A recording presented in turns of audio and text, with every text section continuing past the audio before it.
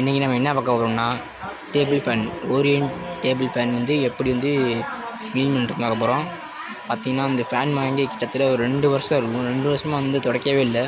எவ்வளோ டஸ்ட் அடைஞ்சிருக்குன்னு பார்த்தாலே தெரியும். ஃபுல்லாகவே அழுக்கு. இது வந்து க்ளீன் பண்ணுறது குறைஞ்சது 1 ஹவர் ஆகும். பாருங்கள் நம்ம வந்து நல்லா கழுவியாச்சு. பாருங்கள் எவ்வளோ சூப்பராக இருக்குது.